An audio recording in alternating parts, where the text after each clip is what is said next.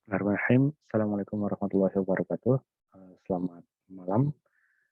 Jadi selamat datang. Kita akan masuk ke pekan yang ke-11. Sebetulnya lanjutan dari pekan ke-10.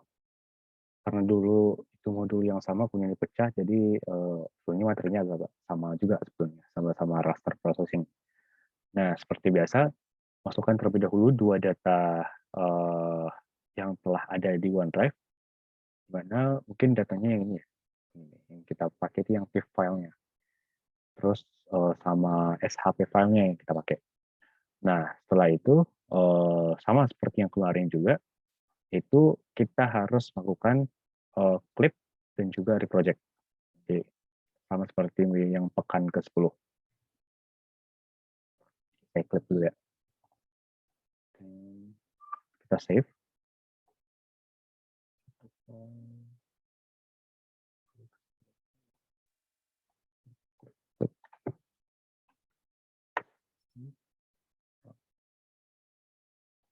Oke, nggak dipakai lagi.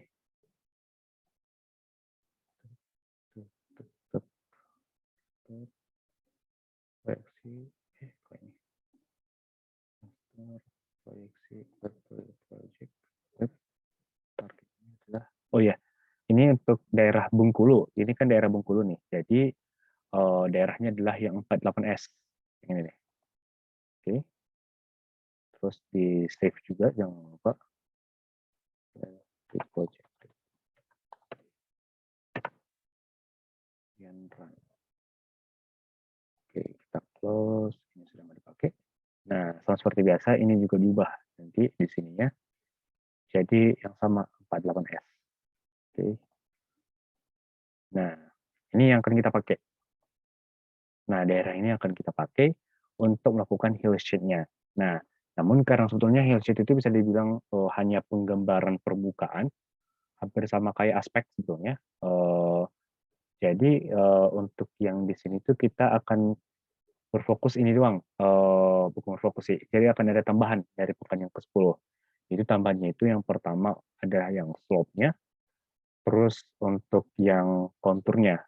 Kemudian nanti yang paling atas itu adalah heel shape-nya akan kita buat. Sehingga nanti akan ada bentukan kayak, oh ini rupanya slope-nya tinggi, atau mungkin rendah, atau bagaimana. Nanti akan ada kayak gambaran permukaannya gimana gitu. Dengan heel shape nanti, bantuan heel shape yang akan menggambarkannya. Jadi yang akan pertama kita lakukan, pertama adalah mungkin mencari konturnya dulu. Ini sama, terserah mau nyari yang mana dulu. Untuk konturnya kita buat yang 150 saja. Kemudian kita save, nanti jangan lupa di save, kemudian kita run. Konturnya pilih 150 aja, biar nggak usah rapat-rapat amat. Soalnya itu kayaknya kalau nggak salah luasnya daerah ini mungkin lebih dari 5 kabupaten. Nah, kemudian mungkin ganti warna itu. Sebenarnya warnanya itu terserah sebenarnya. Yang penting jelas aja nanti lokasinya di mana-mana. Oke, wow. Oke. Nah, mungkin gini. Nah, setelah itu kita labeling dulu. Oh iya, labeling. Sorry. Labeling, single label.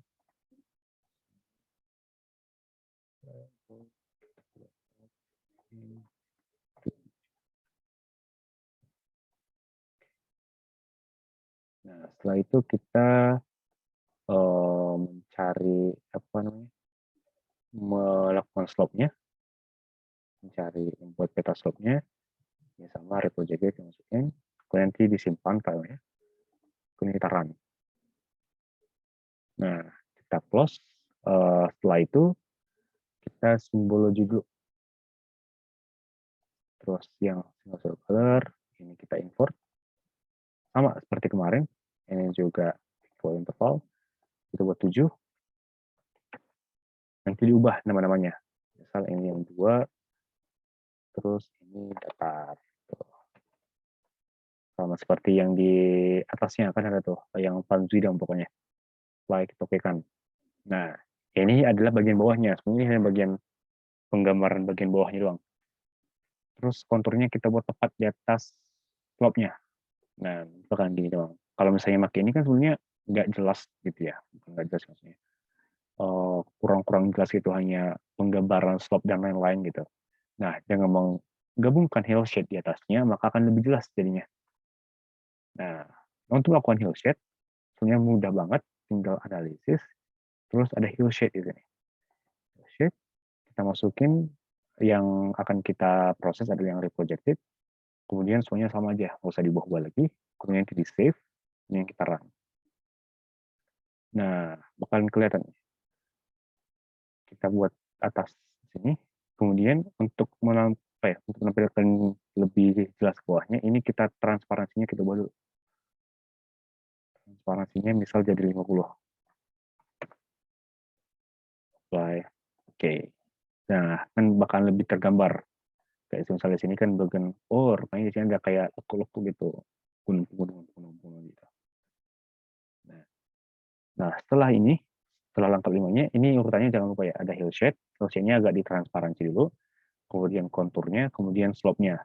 Nah, setelah itu baru kita akan lakukan layout-nya. Layout-nya mungkin sama seperti yang kemarin. Kita juga pakai UTM untuk yang di sini. Kalau kita ubah agak di zoom in aja. Yang penting penuh daerahnya. Penuh di petanya ini misalnya. Kemudian untuk yang grid, kita tambahkan gridnya, kita modify grid. Kemudian grid segment, minimumnya kita pilih 1, maksimumnya adalah 50. Nah, 50, udah cukup. Terus ini kita drop variant aja. Nanti tinggal rapiin. Rapiin, tambahin bagian apanya. Nah, untuk judulnya nanti juga akan saya sampaikan tanggal 25. Nah, itu doang mungkin.